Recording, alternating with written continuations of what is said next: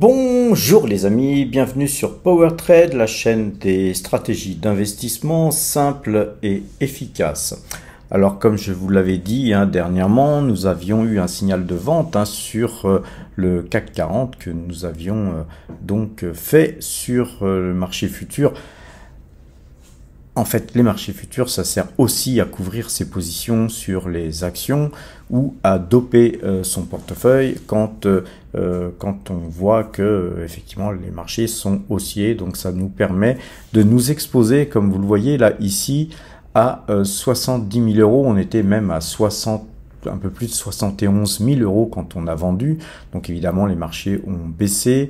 Et donc la valeur des 40 actions totales cumulées, elles valent donc aujourd'hui à peu près 70 000 euros. Nous, on les a vendus à 71 000. Donc on encaisse 880 euros de plus-value latente.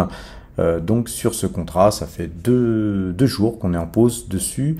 Et aujourd'hui, on fait 615, 610, 620 euros de gain donc sur ce contrat. Et par contre, le CAC 40, lui, il dégueule, ça dégage grave. Tout le monde se débarrasse de ces titres par peur de les voir plus bas dans quelques temps. Nous, on conserve et on se couvre avec tout simplement un marché futur, un contrat sur les marchés futurs. Par contre, on se couvre partiellement, puisqu'effectivement, je n'ai pas non plus envie de m'exposer à plus de 2 contrats sur le CAC 40. Et en plus, nous avons certaines valeurs, donc Pernod Ricard, par exemple, on va aller voir un petit peu ce qui se passe sur les marchés, qui elles n'ont pas forcément baissé, puisque Pernod Ricard d'ailleurs monte aujourd'hui, mais certaines autres valeurs n'ont pas baissé autant que le CAC 40, et j'en veux pour preuve, par exemple, Total Énergie. Allons voir un petit peu ce qui se passe sur les marchés. Qu'est-ce qui s'est passé aujourd'hui sur l'ensemble de nos valeurs.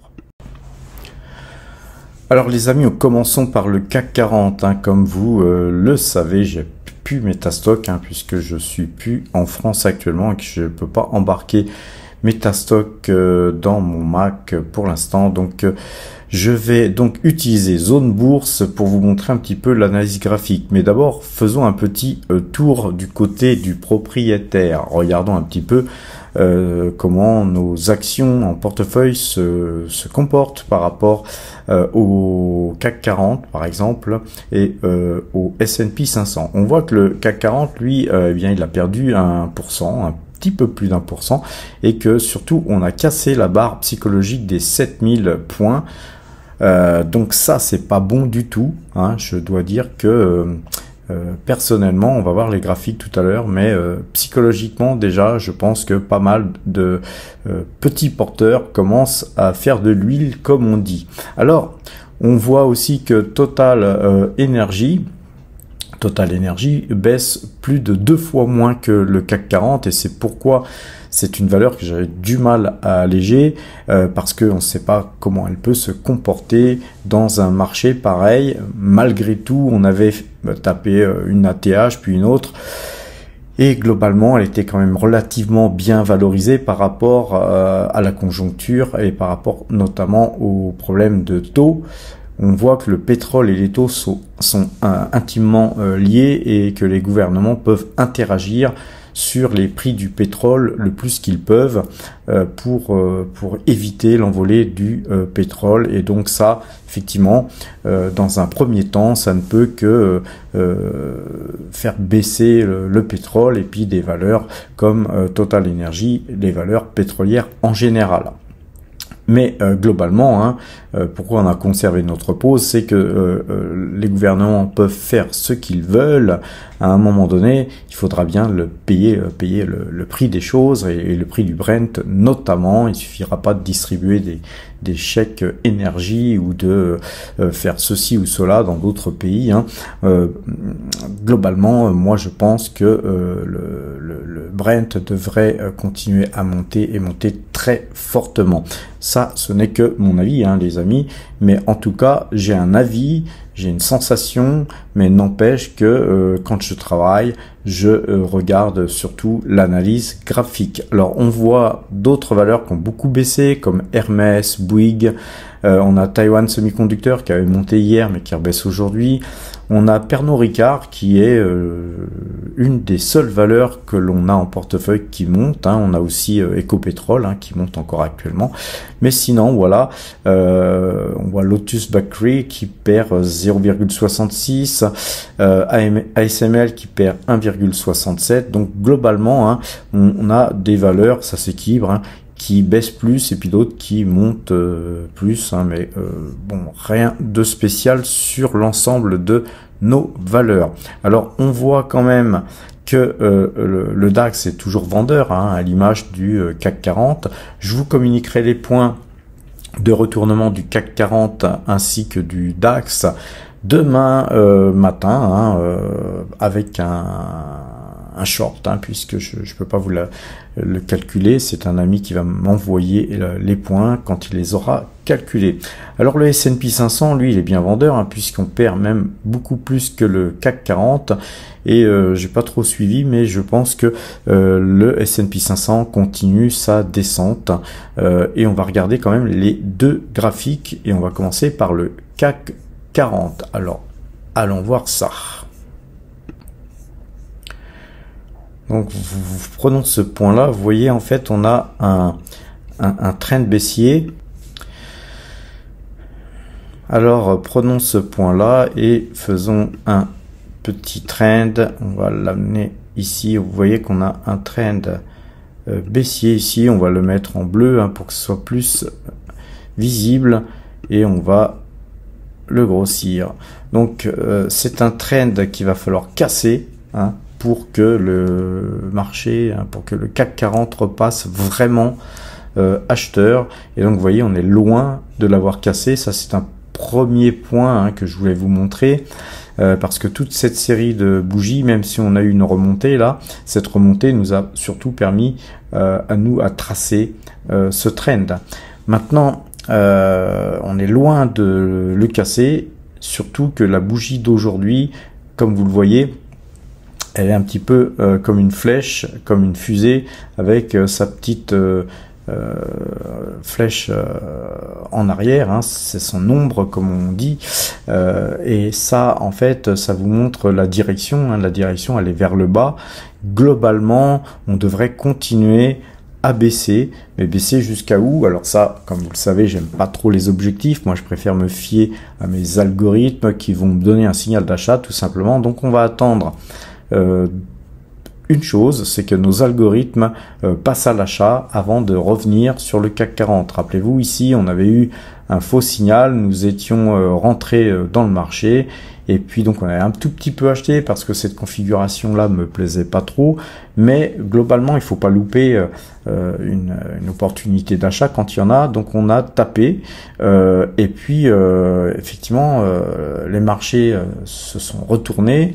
Et bien nous, on est resté en garde, et puis on a arrêté d'acheter, et puis on temporise, on joue un petit peu le timing, et on attend pour racheter, pour remettre une deuxième couche. Alors regardons un petit peu ce graphique en dézoomant.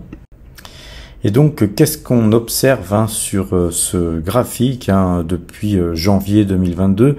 On voit que globalement vous aviez ici la même configuration en plus grand en fait. On avait un mouvement très baissier, puis on avait un trend ici qu'on pourrait tracer, qui a été cassé à un moment donné, puis les marchés sont repartis à la hausse.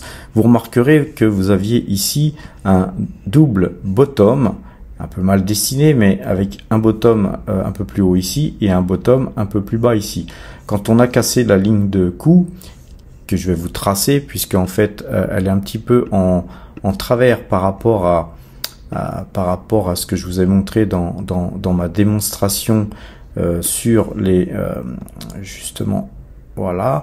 Donc vous voyez là ici on l'a cassé, on est revenu en pullback, et puis ensuite on est reparti, et ensuite il y a eu un très très beau mouvement, et là effectivement nos algorithmes, ils étaient dans le coup, donc c'est pour ça qu'il faut toujours être dans le sens du marché et s'aider d'analyse graphique ou de systèmes, on va dire, algorithmiques, comme je vous montre tous les soirs. Donc, après un W, souvent on a un double top, et puis les marchés redescendent, peu ou prou, des fois au même niveau qu'à la ligne de coup de la précédente figure. Mais là, non, c'est pas ce qui s'est passé. On a plutôt latéralisé, et donc je vais un peu zoomer. Et en fait, là, on voit que sur ce plus haut ici, où tout le monde était très content et tout le monde voyait les 8000, vous voyez que ça n'a pas été du tout le cas hein, sur cette zone-là. On n'a même pas pu aller à 7600 points. C'était un indice, hein, puisque on n'a pas été touché ce point psychologique. Ensuite, on a reflué. Et puis, on a essayé de reprendre du poil de la bête en se disant, non, les marchés ils vont certainement continuer à monter.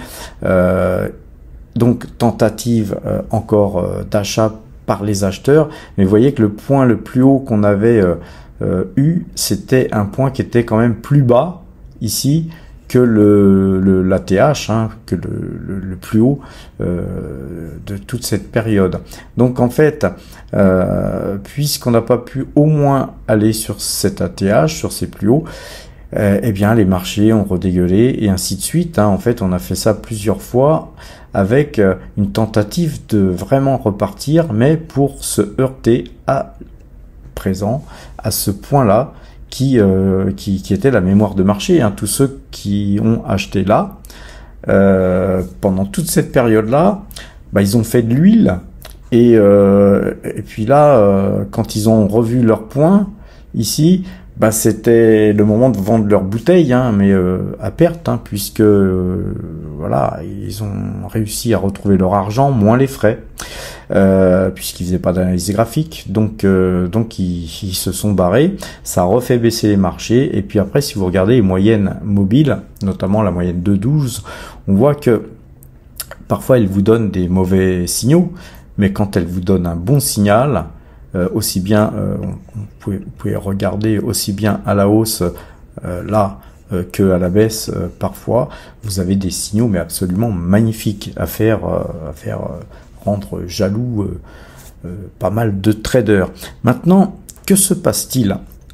En fait, on a vraiment un marché très baissier, puisque je vais vous montrer encore une chose importante, c'est que sur cette zone-là, ici, on avait vraiment une résistance. Je vais vous l'agrandir et je vais vous le mettre en gros et aussi en bleu.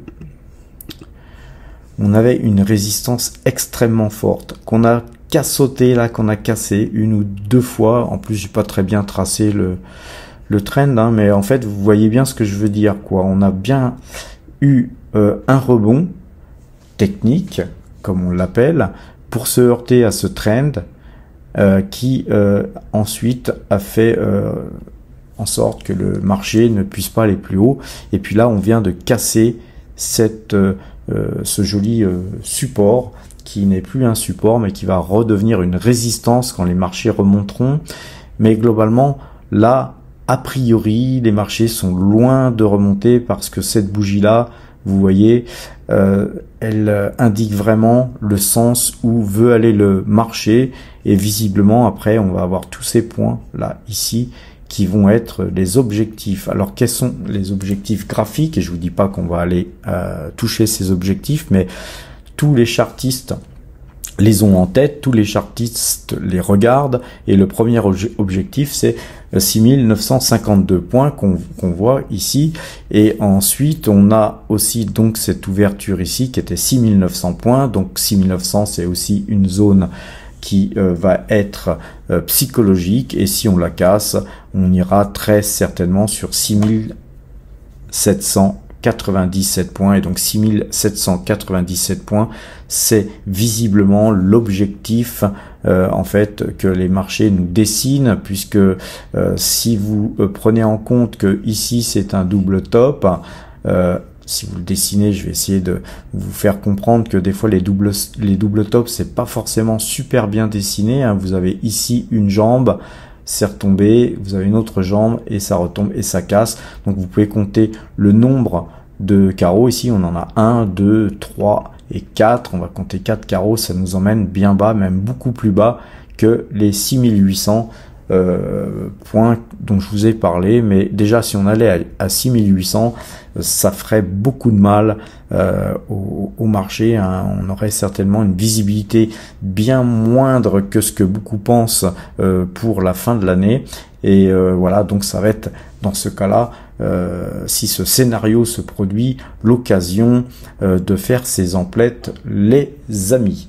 Alors, regardons à présent le graphique de Total Energy. Je vous ai pas mis les moyennes mobiles, hein, parce qu'il faudrait que je les change, mais là on vient de casser la moyenne 20, qui est beaucoup regardée, hein, puisque d'ailleurs elle est sur zone bourse directement, systématiquement toujours affichée, hein. Si on veut la changer en 2.12, il faut effectivement changer soi-même les choses. Et je vais vous montrer d'ailleurs comment on fait, puisque certains peut-être ne le savent pas. Donc on va cliquer ici sur la moyenne mobile, on fait configurer, et ici au lieu de 20, on va mettre 12. On va changer et mettre quelque chose de plus gros, et on applique, rappelez-vous, les cours à l'ouverture pour les valeurs européennes. Donc on ferme ça, ensuite on va sur la moyenne 50, on fait configurer, de là on lui met 2, et puis on va mettre ça en rouge parce que le rose me plaît pas beaucoup. Voilà, j'ai rien contre cette couleur, mais voilà, mettons l'ouverture. On a chacun nos petits travers, hein, mais moi je préfère le rouge au rose. Alors donc vous avez cette moyenne 2 jours, 12 jours qui a croisé sur Total Energy. Elle a croisé aujourd'hui. Rappelez-vous, hein, que quand elle passe à l'achat, comment elle nous a donné de l'argent sur ce dernier signal. Je vous dis pas qu'elle va vous en donner autant sur le signal qui vient de se former là aujourd'hui, mais globalement cette bougie, c'est une bougie de décrochage, hein, puisque pas tout à fait de décrochage, puisqu'on n'a pas encore cassé ce point là. Mais si on casse 61, c'était combien? C'était 61,14 sur le plus bas de cette bougie là. Si on casse 61,14, eh bien demain, hein, eh bien c'est-à-dire qu'on aura un décrochage, et que ensuite le marché va aller rechercher des points sur ces dernières bougies qui pourraient effectivement servir de support. Et le truc que je peux vous dire, les amis, c'est que moi j'ai vendu ici au moment où c'était quasiment le plus haut, hein, sur 63 environ, et ensuite effectivement je pensais avoir eu raison et voir cette moyenne coupée. Eh bien non, en fait, Total a rebondi, rappelez-vous, on a rebondi, et là je me suis dit, oui, en fait, j'ai peut-être eu tort de vendre autant, j'ai peut-être eu tort de trop alléger, mais en clôture, nous avions eu un marteau qui m'avait conforté, donc finalement dans ma position d'avoir allégé sur cette valeur, et ensuite on a 3 bougies rouges qui s'apparentent, on le verra un jour dans les analyses de bougies, un système de vente, hein, sur ces 3 bougies, puisque ces 3 bougies, on les appelle les 3 soldats. Donc ces 3 soldats rouges, donc ils pourraient être noirs, hein, on pourrait les colorier dans une autre couleur, mais donc ces 3 bougies baissières à la suite, les unes derrière les autres, et en général c'est un petit peu un prémisse à la baisse en analyse graphique, d'autant que nous avons là globalement un croisement de moyenne mobile 2 jours, 12 jours. On voit que les volumes restent restreints, mais surtout si demain nous voyons des volumes augmenter, eh bien les amis, je pense que ça va aussi pleuvoir sur l'action Total. Donc nous on en a 5000, hein, on se mettra en cale et puis on attendra que le mauvais temps passe. On pourrait avoir vendu aujourd'hui encore quelques Total, on pourrait même vendre encore demain, mais voilà, après ce genre de valeur, on ne sait jamais quand ça rebondit. Donc on conserve Total pour le dividende et on est content d'en avoir vendu quasiment la moitié, sachant que ce cash est bien au chaud. pour pouvoir faire feu dès que possible. À présent, regardons le S&P 500 et vous voyez que la moyenne 2 jours, 12 jours avait croisé depuis déjà pas mal de temps. On a eu quelques velléités de reprise de marché, mais en vain. Donc je vois pas trop le S&P 500 remonter, à moins que ce soir on ait une bougie de retournement. Mais là, on n'a pas clôturé encore à New York, hein. Moi perso, hein, j'éviterais d'acheter sur le S&P 500 quoi qu'il arrive. J'avais acheté hier quelques Pfizer, mais on va regarder le graphique et on va voir pourquoi. Et je vous avais dit pourquoi, mais on va quand même voir le graphique là aujourd'hui, puisqu'on en a acheté tout simplement. Mais regardons un petit peu là en fait en dézoomant, on voit vraiment que là on a une sorte, encore une fois, de double top avec un top ici et un top, c'est même un triple top, puisque vous avez ici un plus haut. On est redescendu, on est venu taper ici sans pouvoir aller toucher le plus haut qu'il y avait ici. Et ensuite, eh bien, on s'est recassé la figure pour pouvoir remonter. En général, on baisse souvent pour reprendre l'élan, pour revenir plus fort, mais revenir plus fort n'a pas été le cas, puisque nous n'avons même pas touché ce point-là. Et donc, premier point, deuxième point, troisième point, de plus en plus bas, et badaboum, bien voilà, grosse baisse. Et puis toujours une moyenne mobile 2 jours, 12 jours, toujours coupée à la vente, donc il n'y a pas de signaux d'achat en perspective pour moi. On voit que on pourrait tracer un trend comme je l'ai tracé tout à l'heure sur le CAC 40. Tant que ce trend ne serait pas cassé, eh bien aucune raison d'acheter. Tant que cette moyenne 2 jours, 12 jours n'est pas croisée, aucune raison d'acheter, parce que vous voyez ceux qui font de la DCA, eh bien parfois ils se disent, quand on était ici, ils se disent ah bah c'est bien, ici c'est moins cher, on est à 4495, j'achète encore, et puis ensuite on descend, ah bah oui c'est bien, 4354 c'est encore moins cher. Bon, je vous rappelle qu'entre là et là, le gars qui a fait ça, il a perdu de l'argent, donc psychologiquement il n'est pas forcément très bien, mais qu'est-ce qui s'est passé? Les marchés ont remonté et il s'est dit ben voilà, le mois est passé, c'est le moment de faire de la DCA, et puis voilà, j'avais raison, les marchés remontent, et ben le gars il rachète par là, et puis badaboum, les marchés continuent à baisser, et puis là effectivement aujourd'hui, j'en suis sûr, il y a bien un petit gars ou deux qui ont fait de la DCA en se disant ah 4236 par rapport au point où j'avais acheté là sur les 4595, c'est donné, c'est les soldes. Bien les amis, je voudrais pas faire l'oiseau de mauvais augure, mais je pense que globalement, d'après l'analyse graphique qu'on a sous les yeux, il est bien possible que le S&P 500 aille au moins taper les 4171, si ce n'est pas les 4100 dans les jours et semaines qui viennent. Donc vous voyez que si la moyenne mobile ne croise pas, il sera toujours temps d'acheter quand elle croisera, parce qu'on achètera toujours moins cher que le Gugus qui a fait le scénario que je viens de vous dire.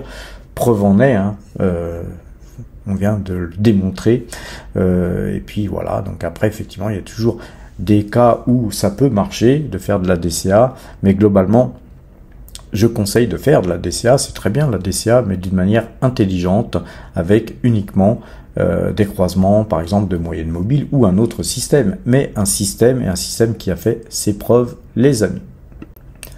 Alors à présent, on va regarder Pfizer, et pourquoi on a acheté du Pfizer, et pourquoi aussi on a acheté du Pernod Ricard, tout simplement parce que ce sont des valeurs défensives, les amis. Dans un marché extrêmement baissier, eh bien il y a des gérants de fonds qui eux sont obligés, ils ont l'obligation d'être investis, et donc dans ces cas-là, on a the flight to the quality, et donc les gars, ils cherchent des titres de qualité, et les titres de qualité, bah voilà, vous avez Pfizer, vous avez L'Oréal, vous avez tout simplement Pernod Ricard et puis quelques autres. Mais voilà pourquoi on a acheté Pernod Ricard et Pfizer. Maintenant, regardons un petit peu ce que ça donne graphiquement, puisqu'on l'a acheté aussi pour des raisons graphiques. Hein. C'est pas seulement parce que c'est une valeur de qualité, les amis. Donc graphiquement, hein, on voit que Pfizer, déjà, elle ne perd que 0,15% hein, dans un marché pareil, c'est vraiment pas mal. Elle se tient bien, elle se comporte bien, et on voit que donc Pfizer, autant quand elle avait fait ici sa petite tête épaule inversée, elle avait aussi fait son objectif, et on voit qu'ici sur ce, on va dire que c'est une figure un peu particulière, mais on peut imaginer comme un M ici.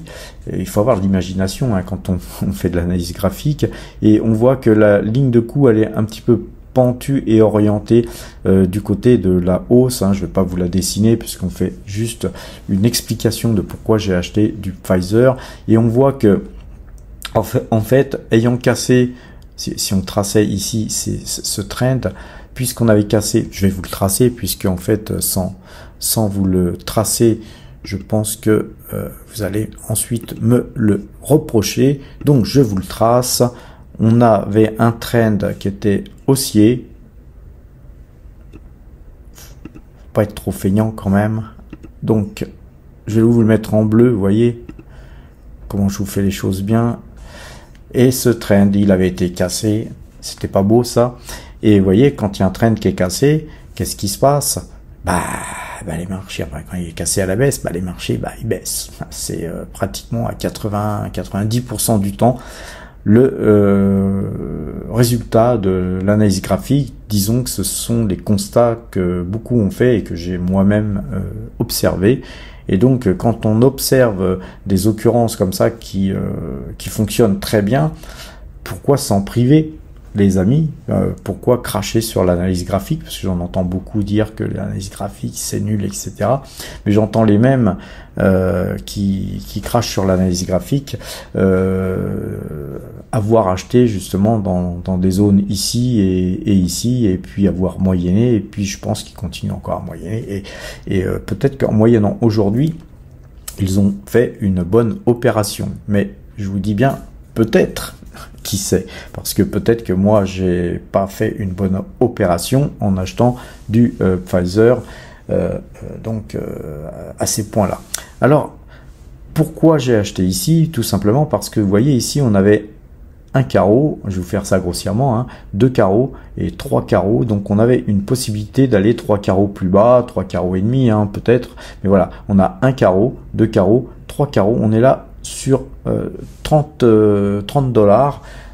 30 $ serait très certainement un support très difficile à casser. Pourquoi? Tout simplement parce que sur ces points-là, elle verserait quand même un dividende très généreux qui serait pour moi très suffisant pour la conserver, même si elle continue à baisser. Et globalement, voilà, on a un point bas qui est ici, qui est à 27,97. Voilà, sur ce point-là, bon, effectivement, si on allait là, je crois que voilà, sur une valeur pareille, je crois que je vendrais ma maison, que je n'ai pas un rein et puis tout ce que j'ai pour investir dessus. Mais a priori, je ne pense pas qu'on ira taper ces points-là, les amis. Donc, globalement, on va dézoomer pour essayer de voir ce qui se passe sur les quelques jours qui se sont écoulés dernièrement, et on voit qu'on avait, vous l'avez vu tout à l'heure, une série de baisses assez incroyable sur une valeur pareille, et puis donc nous avions eu hier un signal d'achat. Donc moi, vous savez, signal d'achat sur une valeur pareille, on en avait une petite ligne, mais là on l'a étoffé, on l'a bien étoffé de façon à ce qu'elle pèse un peu plus d'1%. Donc voilà, nous avons un peu plus d'1% dans nos allocations d'actifs investis sur Pfizer. Je vous rappelle que Pfizer, j'espère que vous êtes vaccinés les enfants. J'espère que vous l'êtes. Voilà, donc globalement, blague à part, Pfizer a le pouvoir de vous faire vacciner et donc a le pouvoir d'encaisser. Et si elle a beaucoup baissé, c'est justement parce que les vaccins c'est terminé. Donc rappelez-vous, regardez les vidéos que j'avais faites à l'époque du Covid, après Covid, eh bien on avait acheté du Pfizer les amis, on s'était gorgé de pognon, c'était bon. Et puis voilà, on a pris nos bénéfices. Il faut prendre ces bénéfices les amis. Et après, effectivement, quand ça rebaisse, comme là, sur des points pareils, qu'est-ce qu'on fait? On rachète. Et puis après, on conserve et on voit. Et puis voilà, c'est ça la bourse. C'est un métier où il faut s'armer beaucoup de patience, puisqu'il a fallu attendre quand même assez longtemps pour pouvoir refaire feu sur Pfizer. Donc voilà les amis, d'ailleurs vous voyez Pfizer elle ne perd plus que moins 0,07%, autant dire qu'elle ne perd rien dans une journée pareille. Encore une fois je tiens à signaler que c'est absolument fort, c'est magnifique puisque donc ça conforte notre signal d'achat sur la moyenne 2 jours, 12 jours, un petit peu comme celle d'ailleurs de Pernod Ricard, même si les marchés nous ont fait un petit peu douter pendant un certain temps. Alors les amis, il est peut-être temps de me faire un petit pouce bleu, de vous abonner et puis d'activer la cloche si vous voulez avoir les notifications et puis de partager avec vos amis si vous pensez que ces vidéos méritent d'être vues par plus de monde. Je vais donc vous souhaiter une bonne fin de soirée. Demain matin, promis, je vous ferai un short pour vous donner les points de retournement sur le CAC 40 et sur le DAX. Et ça, on les surveille comme le lait sur le feu. Ciao, ciao les amis!